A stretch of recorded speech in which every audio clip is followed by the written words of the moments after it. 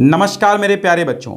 आज हम आपको विज्ञान का जो टॉपिक है, विज्ञान के इस टॉपिक में हम आपको जैव जगत के सारे अतिलघु उत्तरीय प्रश्न करवाने वाले हैं। तो बिल्कुल कहीं जाना नहीं है। मोस्ट इंपॉर्टेंट सारे के सारे जितने भी अतिलघु उत्तरीय बनने वाले हैं यहीं से आपके बनेंगे। ठीक है, यहां से लगभग आपके 10 अंक बिल्कुल क्लियर हो जाने हैं।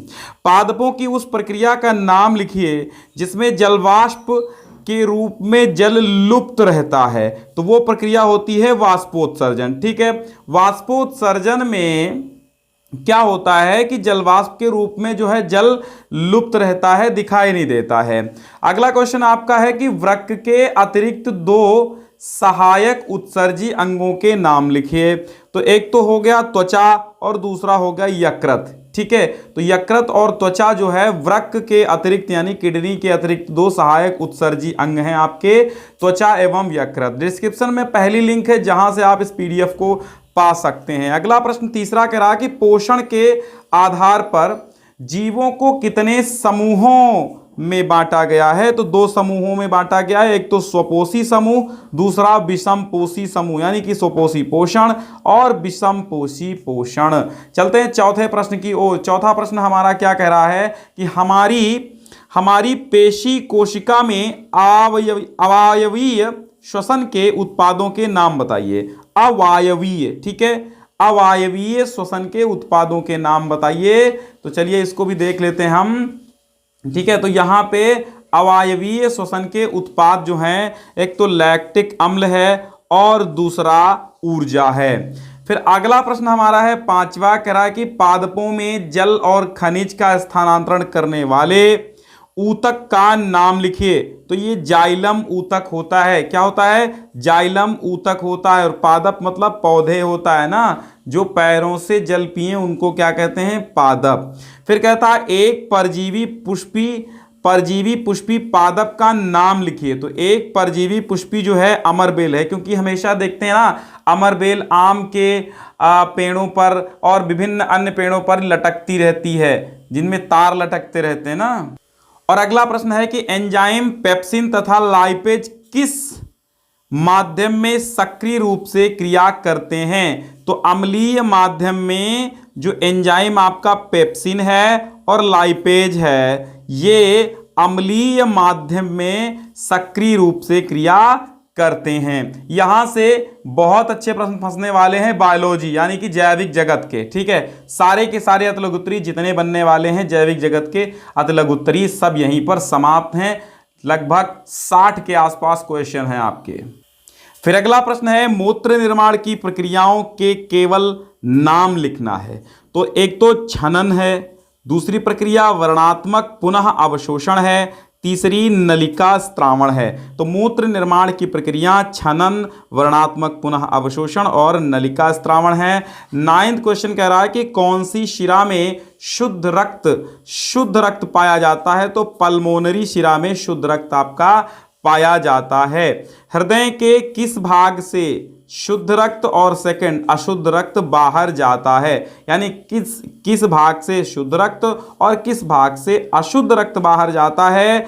तो समझिएगा ये क्वेश्चन कंफ्यूज करने वाला है, 2 तरीके से पूछा जाता है। कहता है हृदय यानी हार्ट के किस पार्ट से शुद्ध रक्त और अशुद्ध रक्त बाहर जाता है। तो बाएं निलय से शुद्ध रक्त और दाहिने निलय से अशुद्ध रक्त बाहर जाता है। समझ में आया? बाएं निलय से शुद्ध रक्त, यहां पे देखिए बाएं निलय से शुद्ध रक्त बाहर जाता है और दाहिने निलय से अशुद्ध रक्त जो है वो बाहर जाता है। फिर अगला प्रश्न उसी प्रकार पूछा गया है कि हृदय के किस भाग से शुद्ध रक्त और अशुद्ध रक्त प्रवेश करता है। यहां बाहर जाता पूछा गया, यहां बाहर जाता पूछा गया, यहां प्रवेश करता है। ठीक है, बाएं अलिंद में शुद्ध रक्त प्रवेश करता है और दाहिनी अलिंद में अशुद्ध रक्त प्रवेश करता है। दाहिने में अशुद्ध और बाएं में शुद्ध प्रवेश करता है क्या? रक्त। आगे देखिएगा, यह अगला प्रश्न बहुत लंबा सा है लेकिन बहुत अच्छा प्रश्न है, बहुत ज्यादा कठिन नहीं है। ताप नियमन, ग्लूकोज मात्रा का नियमन, सोडियम पोटेशियम का नियमन एवं जल की मात्रा का नियमन किस क्रिया द्वारा संपन्न होता है। तो यह परासरण नियंत्रण क्रिया द्वारा संपन्न होता है। समझ में आया? चलो अगला प्रश्न कहते हैं कि 13वां है कि पादप में प्रकाश संश्लेषण के विलेय उत्पादों का स्थानांतरण करने वाले ऊतक का नाम लिखिए। तो ये होता है फ्लोएम। क्या होता है? फ्लोएम होता है। फिर देखिएगा 14वां प्रश्न, एक दो दो दो एक कोशिकीय जीवों के नाम लिखना। कितने? दो। तो एक तो अमीबा एक कोशिकीय है और पैरामीशियम जो है एक कोश की। छाया हुआ प्रश्न है, बहुत इंपॉर्टेंट है। फिर है अगला प्रश्न की एक कोशिकीय, ठीक है, जीवों में उत्सर्जन की क्रिया कैसे होती है? तो विसरण द्वारा। कैसे होती है? विसरण द्वारा। फिर है मोस्ट इंपॉर्टेंट क्वेश्चन कि प्रजनन क्या है? प्रजनन क्या है? तो वह प्रक्रिया जिसमें वंश वृद्धि होती है। क्या होती है? वंश वृद्धि, अपने परिवार को बढ़ाना, अर्थात एक पीढ़ी दूसरी पीढ़ी को जन्म देती है, यही प्रजनन है। ग्राफ्टिंग क्या है? बहुत इंपॉर्टेंट पॉइंट्स लेकर के आए हैं ग्राफ्टिंग। इससे आपके बहुविकल्पी भी थोड़े बहुत हल हो जाएंगे। और बहुविकल्पीय वाला सारे के सारे बहुविकल्पीय हमने एक में फिजिक्स और बायो के एक में करके मैंने बहुविकल्पीय सारे ऑब्जेक्टिव करा दिए हैं। तो वो आप देख सकते हैं, पूरे के पूरे 2.5 घंटे का वीडियो है, आप देखिएगा। कुछ नहीं बचा है, 250 से अधिक क्वेश्चन है उसमें। तो ग्राफ्टिंग क्या है? इसमें विभिन्न पौधों के दो भागों को इस प्रकार जोड़ा जाता है कि एक नया पौधा प्राप्त होता है, यही ग्राफ्टिंग है। क्या है? कि विभिन्न पौधों के दो भागों को इस प्रकार से जोड़ देते हैं कि एक नया पौधा प्राप्त होता है, और इसी को ग्राफ्टिंग कहते हैं। पुनरुद्भवन क्या है? पुनरुद्भवन बहुत अच्छा क्वेश्चन है। पुनरुद्भवन क्या है? तो जीवों में खोए हुए भाग या अंग फिर से बन जाना, है ना। जैसे किसी पौधे के एक डाल कट गई, वो फिर से पुनः आ जाना, वही होता है पुनरुद्भवन। निषेचन क्या है? तो नर युग्मक का मादा युग्मक के साथ संलयन की प्रक्रिया निषेचन कहलाती है। ठीक है, नर युग्मक और मादा युग्मक संलयन की प्रक्रिया जब होती है तो यह निषेचन होता है। मुकुलन किसे कहते हैं? जीव के शरीर पर एक बल्ब जैसी संरचना बन जाती है और जो पैतृक जीव से अलग होकर पूर्ण विकसित जीव बन जाती। यानी कि मुकुलन क्या होता है? फिर से समझिएगा, मुकुलन जो है जीव के शरीर पर एक बल्ब जैसी क्या होती है? संरचना या आकृति बन जाती है, और जो पैतृक जीव से अलग होकर के पूर्ण विकसित जीव बन जाती है, यही मुकुलन है। जनन के प्रकार, तो जनन के दो ही प्रकार होते हैं, लैंगिक और अलैंगिक। ठीक है, लैंगिक जनन और अलैंगिक जनन दो ही प्रकार होते हैं जनन के। किसी कोशिका के किस प्रकार के विभाजन से युग्मक उत्पन्न होते हैं? तो अर्धसूत्री विभाजन से क्या उत्पन्न होते हैं? युग्मक उत्पन्न होते हैं। फिर है जनन की परिभाषा लिखो। तो जीवधारियों द्वारा, जनन क्या है? वही प्रजनन। जीवधारियों द्वारा अपने समान ही अन्य जीवधारियों के उत्पन्न करने की प्रक्रिया जनन कहलाती है। यानी मनुष्य मनुष्य को पैदा करता है, पशु पशु को पैदा करते हैं, यही होता है जनन। फिर देखिए, अंडो उत्सर्ग किसे कहते हैं? तो मादा के वयस्क होने पर प्रत्येक 28 दिन में एक अंडा उत्सर्जित होता है और इसे ही अंडो उत्सर्ग कहते हैं। पौधे के जनन अंग का नाम लिखिए। तो पौधे का जनन अंग पुष्प होता है। विखंडन द्वारा जनन किस जीवधारी में होता है? तो अमीबा में होता है। मानव में निषेचन क्रिया किस अंग में होती है? तो अंडवाहिनी फैलोपियन ट्यूब में क्या होता है? मानव में निषेचन क्रिया होती है। किसमें? फैलोपियन ट्यूब में। ठीक है, फिर अगला प्रश्न है द्विलिंगी पुष्प जननांगों के नाम लिखिए। तो एक पुंकेसर और स्त्री केसर, ये द्विलिंगी क्या हैं? पुष्प जननांग हैं, स्त्री केसर और पुंकेसर। और देखिएगा 29वां प्रश्न है कि युग्मनज कैसे बनता है? तो एक नर एक युग्मक, एक नर युग्मक अथवा शुक्राणु तथा एक मादा युग्मक अथवा अंडाणु के संयोजन से युग्मनज बनता है। समझ में आया? एक नर युग्मक अथवा शुक्राणु, या यूं कह ले एक शुक्राणु तथा एक अंडाणु के संयोजन से युग्मनज बनता है। ठीक है, अगला प्रश्न है कि मानव मादा जनन अंग कौन कौन से होते हैं? तो देखिए मानव मादा, मादा जनन अंग की बात की जा रही है, तो एक जोड़ी अंडाशय है ना, और एक अंडवाहिनी, योनि गर्भाशय और योनि द्वार, ये क्या होते हैं? मानव मादा जनन अंग होते हैं। बीज का निर्माण पुष्प के किस भाग में होता है? तो पुष्प के मादा जायांग के आधार में स्थित अंडाशय में बीज का निर्माण होता है।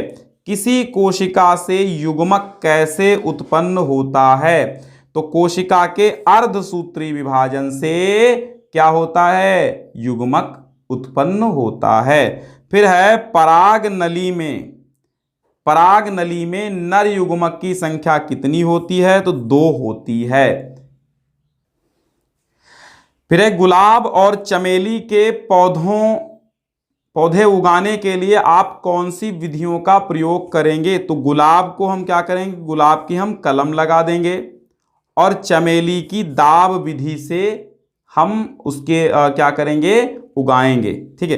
द्विनिषेचन किसमें पाया जाता है? तो आवृत्त बीजी पौधों में द्विनिषेचन पाया जाता है। पुष्प में कितने भाग होते हैं? तो 4 भाग। अच्छा लग रहा तो भैया शेयर कर दो। 4 भाग होते हैं।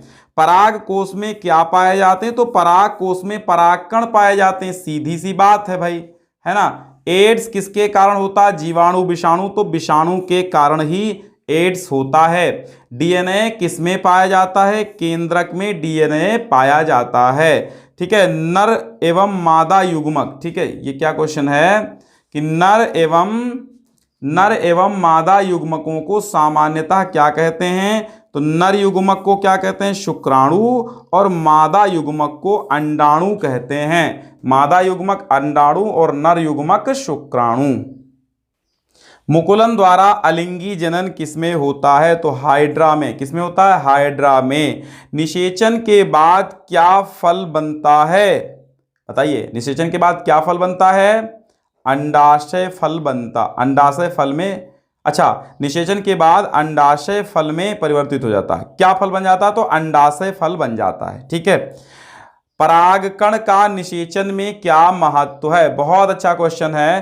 तो परागकण, ये जो परागकण होता है नर युग्मक का निर्माण करते हैं। परागकण पराग नलिका द्वारा अंडाशय तक पहुंचता है और अंड से संयुक्त होकर युग्मनज बनाता है, जिसके विभाजन से नए पौध का जन्म होता है। फिर कहता है कि जायगोट में गुणसूत्रों की संख्या कितनी होती है? तो 2x। जातियों की उत्पत्ति यानी origin of species, most important लगाइए। ठीक है, मोस्ट इंपॉर्टेंट लगा लीजिए इसको, कि जातियों की उत्पत्ति ओरिजिन ऑफ स्पेसीज पुस्तक के लेखक कौन है? तो डार्विन है। हमेशा याद रखिएगा, डार्विन। ठीक है। फिर है डार्विन के अनुसार नई प्रजातियों की उत्पत्ति कैसे होती है? तो उत्परिवर्तन से होती है, और उत्परिवर्तनवाद डार्विन ने दिया था। कोशिका में जीन कहां पर स्थित होते हैं? तो गुणसूत्रों पर। कोशिका में जीन गुणसूत्रों पर पाए जाते हैं। डीएनए का पूर्ण नाम? तो डीऑक्सीराइबो न्यूक्लिक एसिड। बहुत बार पूछा गया है कि डीएनए का पूरा नाम बताओ। Deoxyribo nucleic acid. ठीक है। 2 जीवों के नाम लिखिए जो बीजाणुओं तथा मुकुलन द्वारा उत्पन्न होते हैं। तो जो बीजाणुओं द्वारा उत्पन्न होते हैं वह हैं म्यूकर और राइजोपस। म्यूकर तथा राइजोपस बीजाणुओं द्वारा उत्पन्न होते हैं। और हाइड्रा, ईस्ट और स्पंज, ठीक है, हाइड्रा, ईस्ट और स्पंज जो है ये मुकुलन द्वारा उत्पन्न होते हैं। कौन सा एंजाइम सभी प्राणियों पर क्रिया करता है? तो ट्रिप्सिन जो है ये सभी प्राणियों पर क्रिया करता है। जीन विनिमय किस प्रकार के कोशिका विभाजन में होता है? तो अर्धसूत्री विभाजन प्रक्रिया से जीन विनिमय होता है। ठीक है। मेंडल ने किस पादप पर प्रयोग किया? तो पादप यानी पौधे, तो मटर पौधे पर प्रयोग किया था। फिर है डीएनए के संरचनात्मक मॉडल को किसने प्रस्तुत किया? वाटसन एवं क्रिक। इसको भी इंपॉर्टेंट लगाओ और इसको भी इंपॉर्टेंट लगाओ। हालांकि ये सारे इंपॉर्टेंट ही लेकर के आए हैं, बहुत सारे छोड़ दिए गए हैं, ओनली इंपॉर्टेंट ही हैं। ठीक है। अगला प्रश्न है, मानव कोशिकाओं में अलिंगी तथा लिंगी गुणसूत्रों की संख्या कितनी कितनी होती है? तो मानव कोशिका में 23 जोड़ी, कितनी 23 जोड़ी अर्थात 46 गुणसूत्र होते हैं, जिसमें 22 जोड़ी यानी कि 44 अलिंगी होते हैं। 23वां जोड़ा जो होता है, जो दो गुणसूत्र जो होते हैं वह लिंगी गुणसूत्र होते हैं। कुल मिला के 23 जोड़ी होते हैं 46, जिनमें से 44 जो हैं वो होते हैं अलिंगी और जो बाकी के 2 होते हैं वो लिंगी गुणसूत्र होते हैं। जीन कहां पर स्थित होते हैं? तो क्रोमोसोम पर जीन स्थित होते हैं। आरएनए में पाए जाने वाले 4 नाइट्रोजनी बेसों का नाम बताइए। तो एडिनिन, गुआनिन, साइटोसिन, यूरेसिल। ठीक है, इतने याद रखना। आरएनए में 4 जो नाइट्रोजनी बेस पाए जाते हैं, एक तो एडिनिन होता है, गुआनिन होता है, साइटोसिन होता है और यूरेसिल होता है। समजात अंग किसे कहते हैं? मोस्ट इंपॉर्टेंट क्वेश्चन है, आप लगा लीजिए। वे अंग जो संरचना में समान होते हैं वही समजात अंग हैं, परंतु देखने में अलग दिखाई देते हैं और भिन्न कार्य करते हैं, समजात अंग कहलाते हैं। संरचना समान होती है लेकिन देखने में और कार्य करने में अलग होते हैं। समयुग्मजी और विषम युग्मजी में अंतर लिखिए। तो समयुग्मजी पहले लिख देंगे हेडिंग डाल के। इसमें जीन के दोनों एलील समान होते हैं, जैसे टीटी यानी कैपिटल टीटी और स्मॉल टीटी या स्मॉल टीटी। विषम युग्मजी क्या होता है? इसमें जीन के दोनों एलील असमान होते हैं। विषम माने असमान और सम माने समान। तो विषम माने असमान दोनों एलील होते हैं, जैसे कैपिटल टी और स्मॉल टी। मेंडल ने मटर के पौधे पर अपने प्रयोग के दौरान 7 जोड़ी विपर्यासी लक्षणों को चुना। इसमें तने की लंबाई तथा फली का रूप का प्रभावी तथा अप्रभावी लक्षण लिखिए। तो देखिए, तने की लंबाई का ये प्रभावी लक्षण है कि लंबापन, और तने की लंबाई का अप्रभावी लक्षण बौनापन। फली के रूप का प्रभावी लक्षण जो है वो फूला और चपटा, और अप्रभावी लक्षण जो है सिकुड़ा या पिचका। डीएनए में कितने प्रकार के नाइट्रोजनधारी क्षार विद्यमान होते हैं? तो 2 प्रकार के, प्यूरीन और पायरीमिडीन। ठीक है, प्यूरीन और पायरीमिडीन। रेट्रोवायरस क्या है? तो रेट्रोवायरस जो है, जिस वायरस में आरएनए अनुवांशिक पदार्थ होता है उस वायरस को रेट्रोवायरस कहते हैं। जैसे एड्स का वायरस, एड्स का विषाणु रेट्रोवायरस है। केंद्रक का निर्माण किससे होता है? न्यूक्लियोप्रोटीन से होता है। मेंडल ने मटर के पौधों को क्यों चुना? क्योंकि ये आसानी से विभिन्न गुण वाले होते हैं और पूरे साल भर मिल जाते हैं। जीवाश्म क्या हैं? प्राचीन जीवों के वे कठोर प्रस्तर हुए अवशेष या उनकी छाप हैं जो प्राकृतिक संसाधनों द्वारा सुरक्षित हुए हैं, वही जीवाश्म। यानी प्राचीन जीवों के वे कठोर प्रस्तर मतलब पत्थर जैसे हुए अवशेष या उनकी छाप हैं जो प्राकृतिक संसाधनों यानी साधनों द्वारा सुरक्षित हुए हैं। और अंत का प्रश्न आज की इस वीडियो का है, आज की इस क्लास का अंतिम प्रश्न है, और 65 प्रश्न याद करके आप बायो में सारे अतलग उत्तरी कंप्लीट कर लेंगे, मुझे बिल्कुल विश्वास है। विकासीय दृष्टिकोण हमारी किससे अधिक समानता है? विकासीय दृष्टिकोण से हमारी किसके अधिक समानता? तो चीन के जो मनुष्य हैं वो हमारे जैसे ही हैं, हमारे जैसा ही उनका विकास है। अफगानिस्तान के हों, पाकिस्तान के हों, कहीं के भी मनुष्य हों तो हमारे जैसे ही हैं। चलिए एक बार शेयर कर दीजिएगा, डिस्क्रिप्शन में पहली लिंक से PDF डाउनलोड कर लीजिएगा। बहुत बहुत धन्यवाद।